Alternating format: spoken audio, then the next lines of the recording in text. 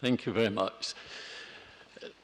3 years ago, or just over 3 years ago, the European Academy's Science Advisory Council carried out a study, a scoping study of the provision of village-level energy services in India, Tanzania, and Ghana. And our general conclusion was that the village energy provision needs to be higher up the international agenda, instead of relying on a more centralized approach, which emphasizes large-scale electricity and expensive grid extension. And this led to the Smart Villages initiative, which is a 3-year project, and we're 2.5 years into it, learning about the real barriers to energy access in rural communities and how they could be overcome. And the concept is that affordable renewable energy can help to catalyze development in a transformative way in terms of food security, health, education, environment, local business, and participatory democracy, such as voter registration and turnout. And in discussions with Partho, it became apparent that while the primary focus of our Smart Villages initiative is on energy, smart villages may help in a practical way to stem biodiversity loss, and we're indebted to have the opportunity to explore this idea in this very important symposium. Now, we're familiar with the fact that over 1 billion people live off the grid, no electricity, and they're living on the equivalent of about $1 a day without any form of modern energy access or a reliable supply of energy. It's what Paul Collier calls the bottom billion in the book that he wrote. And some 3 billion people cook on unclean stoves, and 2.5 billion people live in households that depend primarily on an agri-based economy. We also know that on average, a housewife in these places spends 1 to 3 hours looking for firewood and 2 to 4 hours each day cooking. And about 4.3 billion deaths are recorded from cooking on unclean stoves. 4.3 million deaths, I should say. So with 47% of the world's population and 70% of the world's poor living in villages, the question is, could smart villages become a village analog of smart cities? And are smart cities going to require and depend on, to some degree, smart villages? Could we shift the balance of opportunities by raising the importance of biodiversity and ecosystem services, providing skills and opportunities to empower rural communities and youth and women in particular? It's a formidable challenge when the immediate need for survival for hungry people is usually more powerful than the benefits of stemming biodiversity loss. So in the Smart Villages initiative, we're seeking to bring together frontline players who are engaged with off-grid villages in workshops of about 50 to 70 people who include the rural poor, scientists, engineers, entrepreneurs, NGOs, financiers, sociologists, anthropologists, economists, policymakers, and regulators. And the aim is to identify messages for policymakers and decision takers. The project's designed as a bottom-up study, it's a comparative study, and so far we've held about 30 workshops with 12 to 18-month engagement programs in Africa, Asia, and Latin America. The key features of Smart Villages initiative are the way that energy access facilitates key services. It fosters entrepreneurship, it enables participation in governance, and it builds more resilient communities. And so for off-grid communities, the renewable resources of energy can play a key role in providing many of the basic services resulting from the 80% fall in the cost of solar panels since 2010. And that's reflected, of course, in the incredible and spectacular growth of home solar systems in East Africa. So the idea is to progress up the energy escalator from a pico power system, which provides hydro, solar, wind and solar PV, provides simple lighting, and to progress through this to the mini-grid, and then ultimately to the grid connection, where that is geographically and financially and economically possible. And so what I'd like to do is to examine three topics where smart villages could play a role: land and forest degradation, unsustainable agricultural practices, and the erosion of genetic resources, which affect biodiversity and ecosystem services and functions. So far as biomass is concerned, off-grid villages depend heavily on biomass, which is, after all, the world's fourth largest energy source for heat, burning, and cooking. And about 40% of the global population uses solid biomass for cooking, and in some countries the figure can be as high as 2/3 of households. Smart villages can stem biodiversity losses by the use of efficient and safe cook stoves. And here's one example. After many, many studies have been made of the problems associated with cook stoves and using biomass. This is taken from an organization called EnviroFit. It's one of the most effective modern cook stoves, which claims to have saved over the past decade something like $200 million in fuel costs from 1.3 million stoves. They've created 2,500 direct and indirect jobs.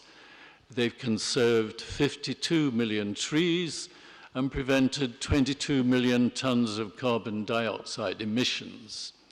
And the diagram on the right-hand side shows the way in which the attempt is to move from the problem, which is posed by conventional heating systems and open cook stoves, and go over to a solution on the right-hand side, which gives a significant improvement, both in terms of health and particularly in terms of the utilization of biomass.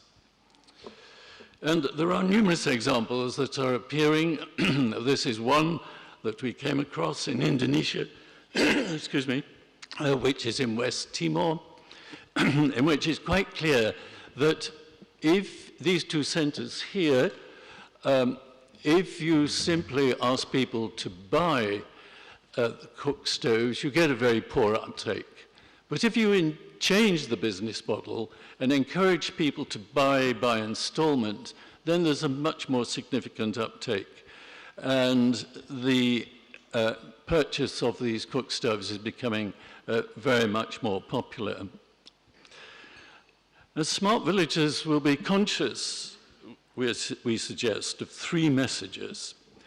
First of all, they will know, thank you so much, they will know that certainly will be aware that the economic value of maintaining forest productivity is 5-fold greater than the cost of conservation. And this has clear implications for the productivity and usage efficiency relationships in off-grid villages with their dependence on biomass.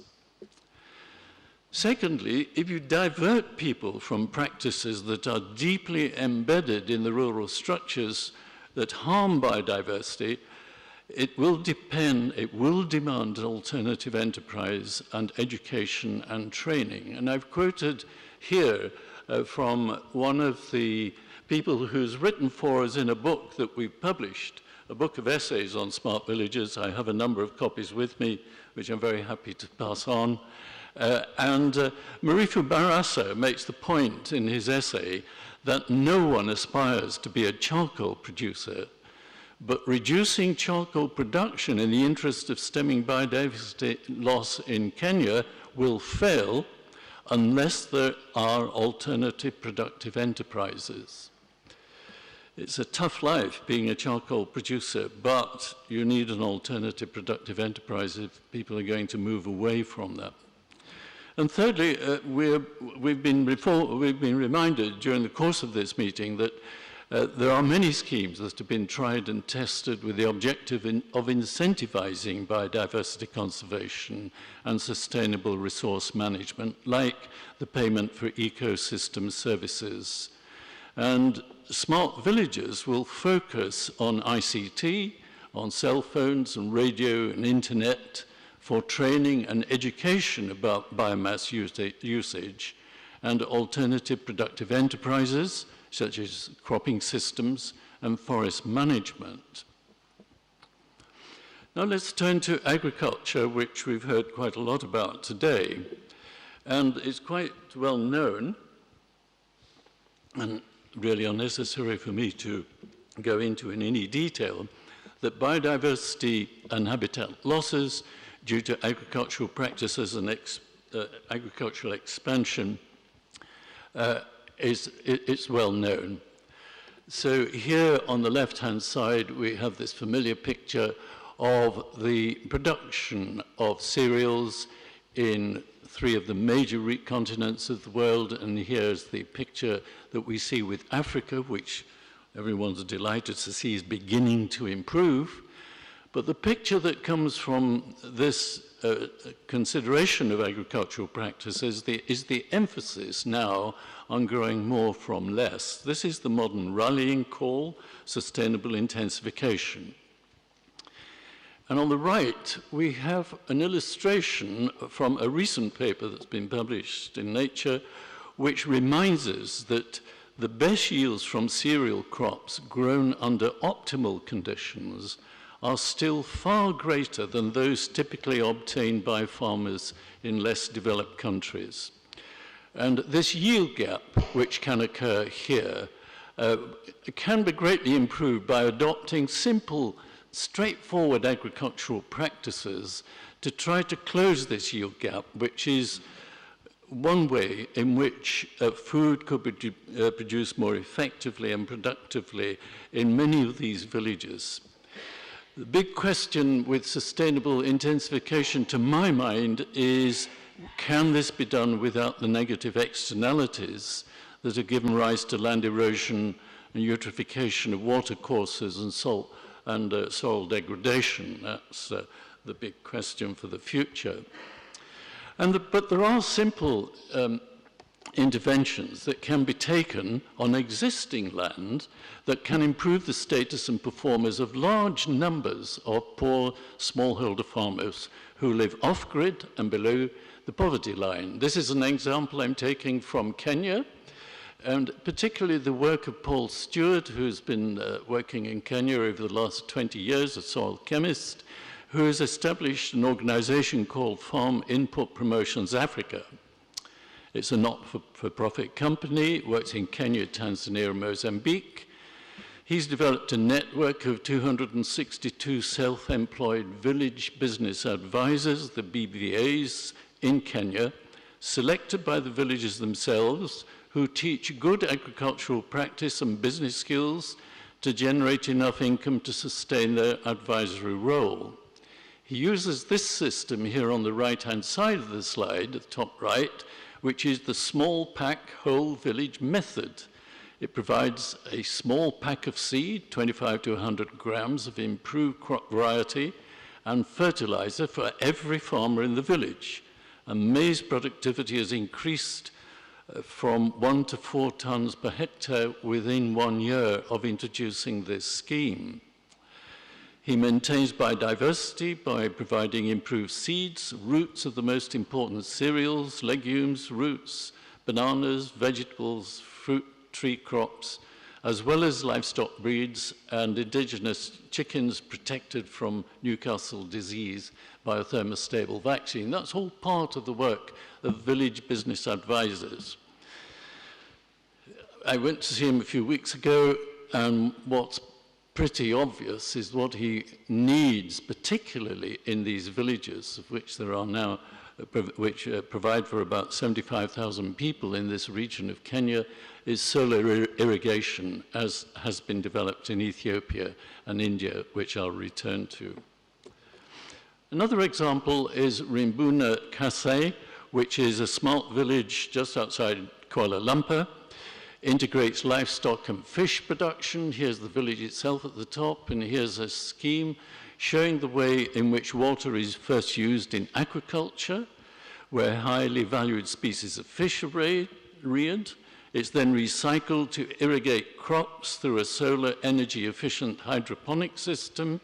The agricultural waste is mulched, which is then used as poultry feed to create fish food for agriculture, and the villagers have experienced significant improvements in their quality of life, with household incomes supplemented by up to $500 a month, largely due to the production of high-value crops such as golden melon and jade perch fish.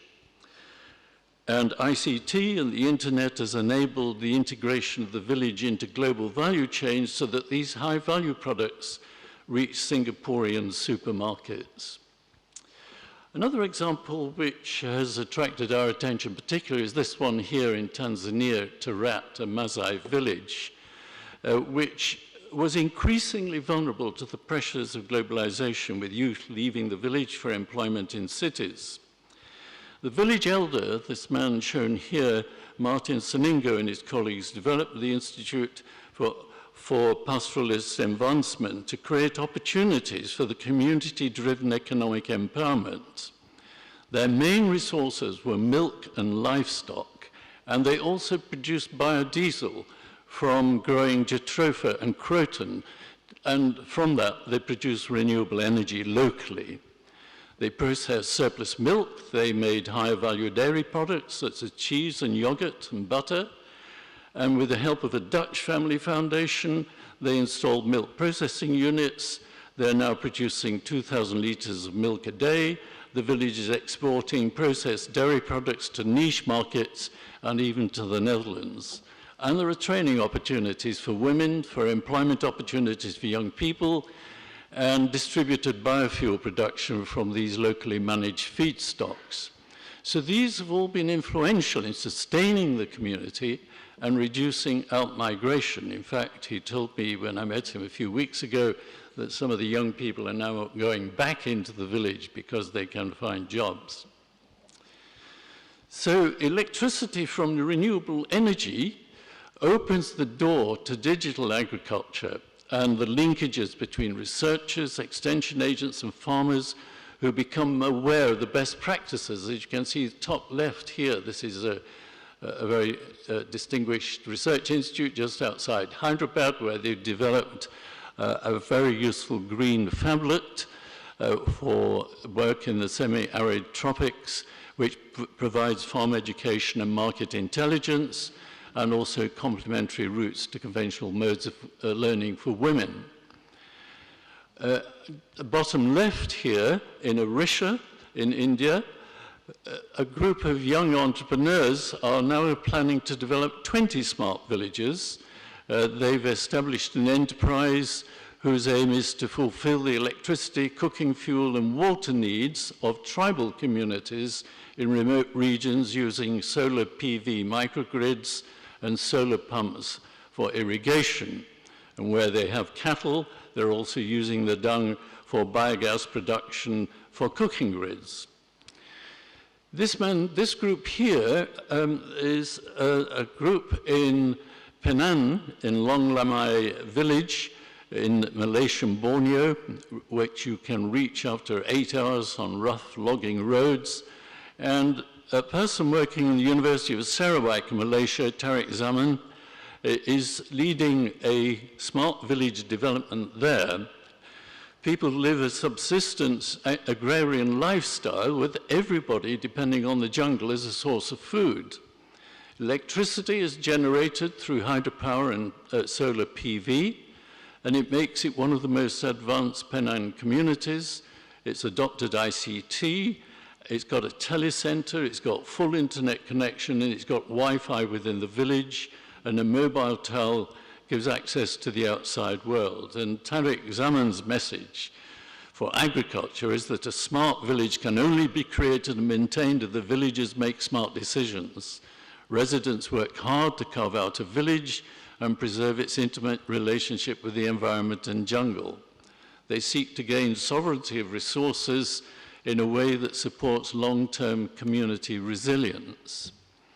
So the picture from agriculture is that in our experience in the areas that we've visited and been working, that there are opportunities, particularly with new forms of renewable energy and linked with ICT. But what about the third area, genetics?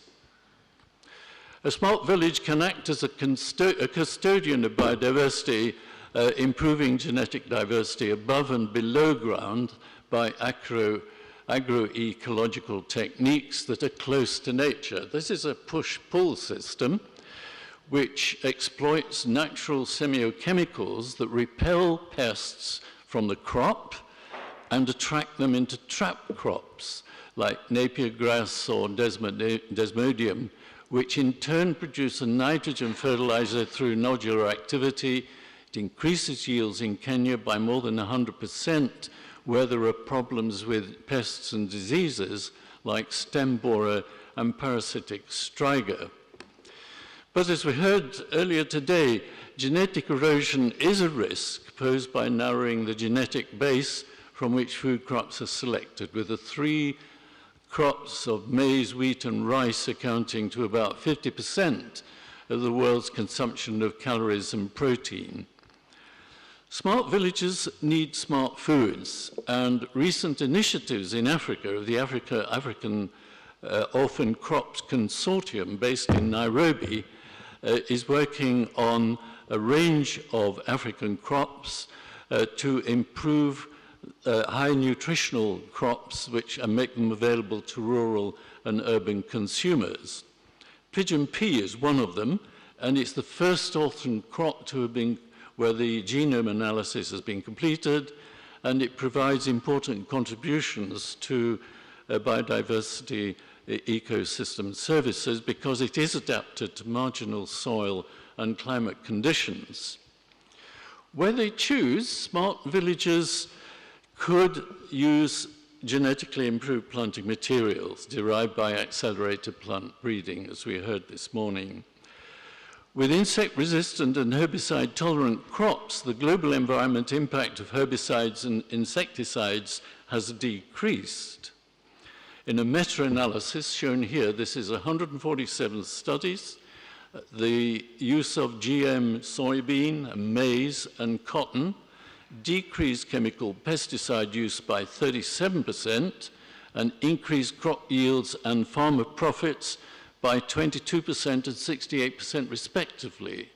So this is an area where an agricultural innovation, GM crops, has been one of the fastest uptakes in history.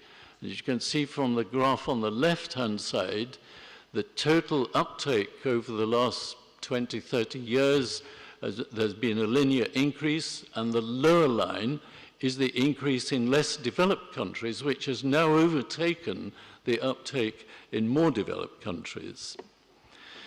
So the high planting materials have the potential to help to close that yield gap that we referred to earlier and to improve the possibility of productivity on smallholder units. But there are two topics which really impede progress in this area, which I'm going to be mentioning only briefly.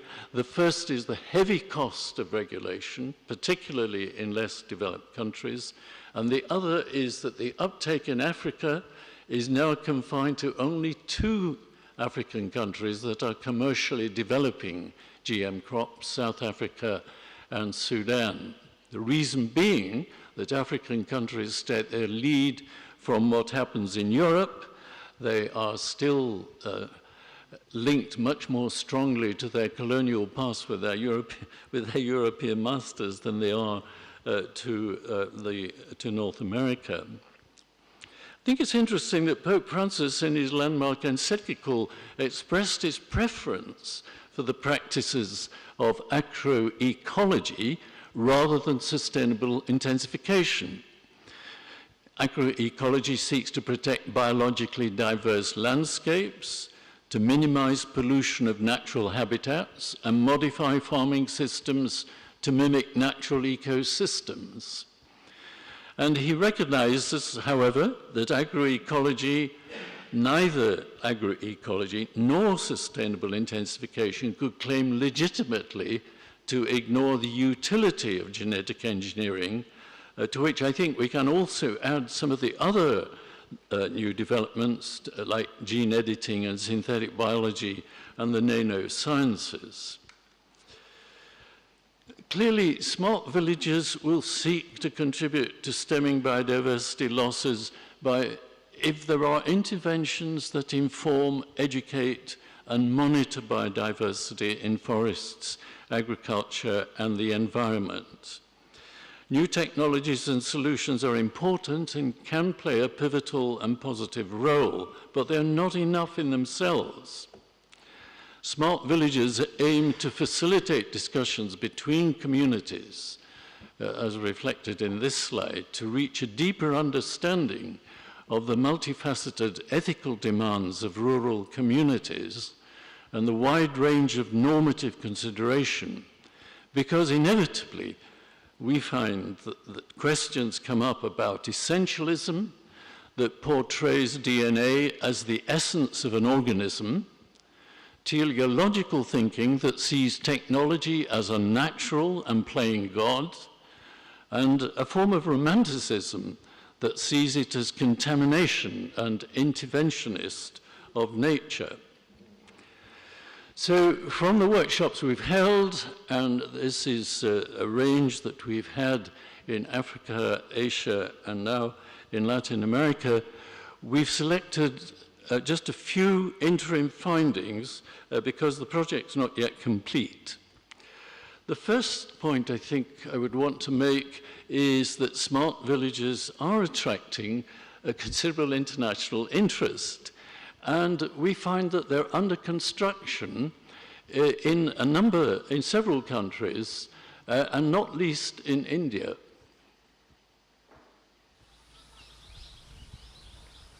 Chotki, this sleepy hamlet doesn't just look like a lost paradise. The remote village located in a tiger reserve is not connected to the electricity grid, cutting off its 600 residents from the developed world. Most people here are farmers. They still follow a traditional way of life. But things are changing. For the first time, Chotki's residents have access to electricity, provided by this 30 kilowatt solar power plant set up earlier this year. It's part of a green technology project, the brainchild of social entrepreneur Ashok Das. We had given them 200 watts. He's partnered with local authorities to create India's first smart village in Odisha. Ashok's company has developed a smart nanogrid technology that allows the village's entire electrical infrastructure to be monitored remotely by the company's staff. Meters and sensors collect data on energy consumption, making it easy to remotely manage supply and demand. Villagers pay tariffs based on how much energy they use. The company has also trained local youth from the village to monitor the system and detect any faults or overloading. They can even carry out basic repairs on the spot, ensuring the equipment is well maintained and running smoothly. Ashok says the model can be a game changer. By doing smart microgrid, what we are creating a basic infrastructure. We are creating a catalytic infrastructure on which many services will ride. Irrigation will ride, agricultural production will ride, food processing can be done, cold storage can be done, health services will come, tele-education services will come. All of these together provide the development for the village. Many in the village are sensing new opportunities. Shrikant Adavar recently bought a photocopying machine and printer. In a makeshift office, he makes copies of ID cards and land deeds for his customers, as well as takes passport-size photos. It's a crucial service in rural India, where citizens need those documents to apply for government loans and open bank accounts. Earlier, people had to travel 50 kilometers to the nearest town to get their documents photocopied. So I thought, now that we have reliable electricity, why don't I provide the services right here? It saves villagers time and money, and I supplement my own income. Existing businesses, too, are seeing the benefits of uninterrupted access to power. As night falls, many can continue to operate. Street vendor Prabhakar Prusti also runs a grocery store. He now plans to invest in a fridge and offer cold drinks to his customers. Since we have electricity, my business has definitely improved. My shop can stay open till late in the night. I get more customers. For most villagers, the biggest changes since electricity arrived are simple. Street lights provide safety from wild animals, a priority in this tiger reserve. A few households have now got television sets, providing entertainment and drawing a large young audience tonight. Some even get to attend a coaching class in the village and do homework in the evening. Power that empowers. There are now plans to replicate Chotki's smart village model in other Indian states. So the government of India has recently announced a good intent to produce 2,500 smart villages by 2019, part of an immense task to improve the quality of life among India's energy poor. And the Andhra Pradesh government has joined hands with the University of California in Berkeley to turn 456 more villages in the state into smart villages. So there is evidence that this idea is now being picked up in different places. Secondly, there's a greater awareness of the potential of smart villages, and it really is important that the journalists start to understand the potential. We've been running journalism programs in conjunction with our workshops, and one in Sri Lanka. It was quite clear how the journalists were attracted to the idea and starting to write stories about it. The third point is that access to energy and smart villages doesn't automatically or rapidly solve the challenges of biodiversity loss or rural poverty. Neither happen in isolation, but they're part of a broader process of structural transformations in which entrepreneurship and the development of productive enterprises are critical. Simon Trace, who was retired recently from being the CEO of Practical Action, says it's an immense injustice that humanity has not managed to ensure universal access to technologies critical to achieving a minimum reasonable standard of living, technologies that have generally been in existence and used for decades, and in some cases centuries. Technology justice in this respect, he says, must mean establishing a global governance process that ensures these gaps in technology access are addressed and closed, something it has long been in our power to do. The fourth, sustainability and investment.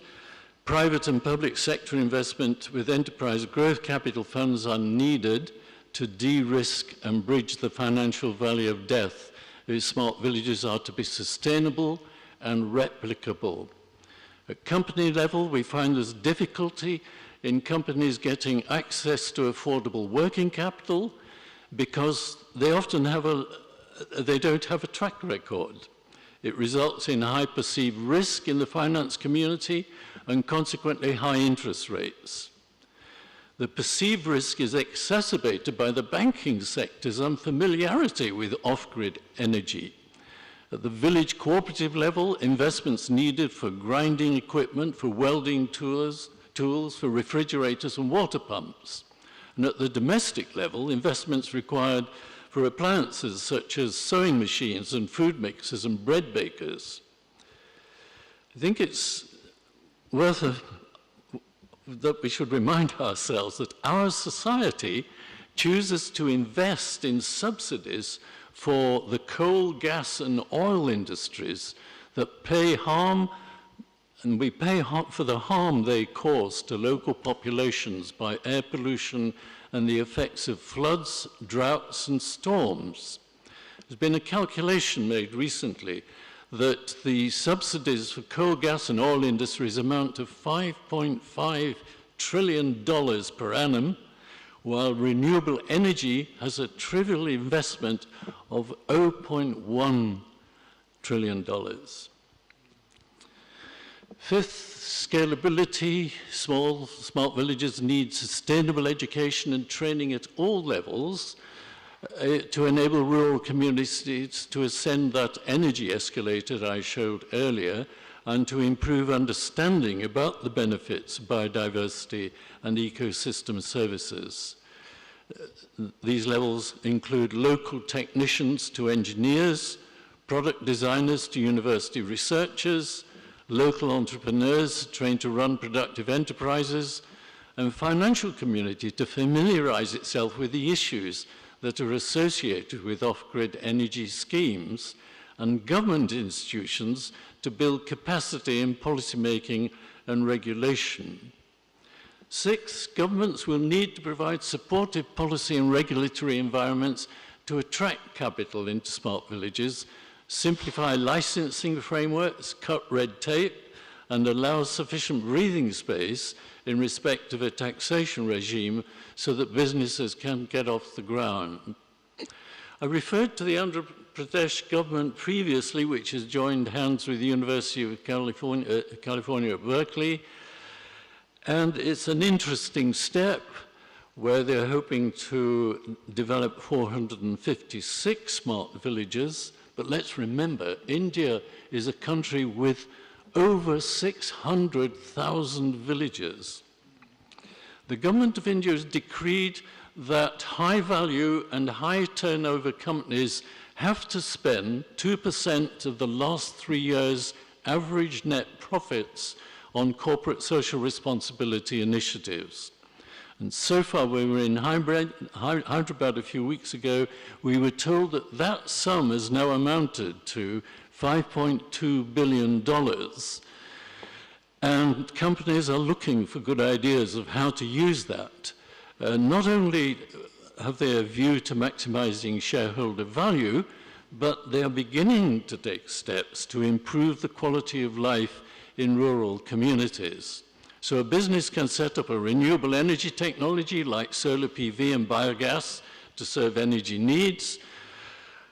I wonder if it will turn out to be rhetoric, or whether it will be a highly significant opportunity for smart villages in a country with so many villages. There are the credits. We have a project team that's based primarily in Oxford and Cambridge, but we have a number of other people working in many different parts of the world.